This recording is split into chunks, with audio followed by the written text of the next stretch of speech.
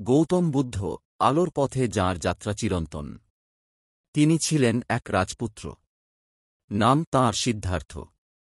রাজা শুদ্ধোদনের একমাত্র পুত্র, মায়াদেবীর গর্ভজাত, যার জন্মের পরেই এক মহাজ্ঞানী বলেছিলেন, এই শিশু হবেন একজন মহাশক্তিশালী সম্রাট, অথবা হবেন একজন বুদ্ধ, এক জাগ্রত আত্মা। রাজা চাননি পুত্র হোক সন্ন্যাসী। তাই তিনি গড়ে তোলেন চারপাশে এক ভিন্ন জগৎ, যেখানে নেই মৃত্যু, নেই ব্যাধি, নেই দুঃখ। কিন্তু জীবন চুপি চুপি এসে তাঁর সামনে খুলে দেয় বাস্তবের দরজা। একদিন প্রাসাদের বাইরে গিয়ে তিনি দেখলেন, এক বৃদ্ধ, এক অসুস্থ মানুষ, এক মৃতদেহ, আর এক সন্ন্যাসী। এই চারটি দৃশ্য বদলে দেয় তাঁর চেতনাকে। তিনি বুঝলেন, জীবন শুধু ভোগ নয়, জীবন মানেই দুঃখ।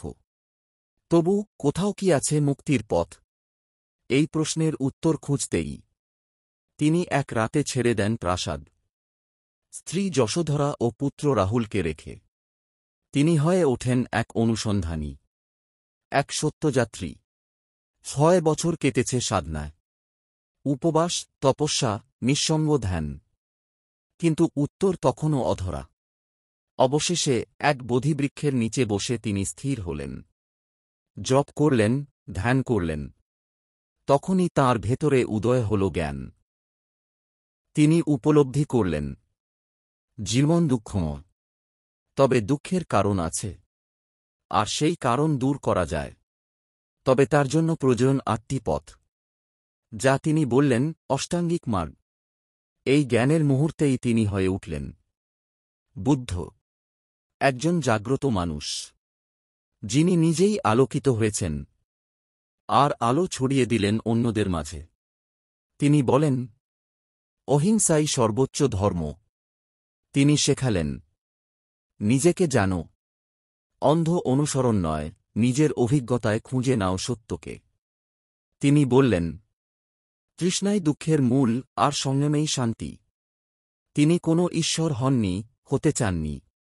তিনি শুধু ছিলেন একজন শিক্ষক, একজন পথপ্রদর্শক, যিনি মানুষের মন ও আত্মাকে ছুঁয়েছেন করুণা দিয়ে। ৮০ বছর বয়সে কুশীনগরে পরিনির্বাণ লাভ করেন তিনি। কিন্তু তাঁর শিক্ষা, তাঁর চেতনা আজও জীবন্ত। ১০০০ বছর পেরিয়ে গেছে, তবুও গৌতম বুদ্ধ আমাদের মনে করিয়ে দেন, শান্তি বাহিরে নয়, শান্তি তোমার ভিতরে। প্রত্যেক মানুষের মধ্যে আছে আলোর সম্ভাবনা। তোমাকে শুধু জানতে হবে, তুমি নিজেই হও নিজের আলো।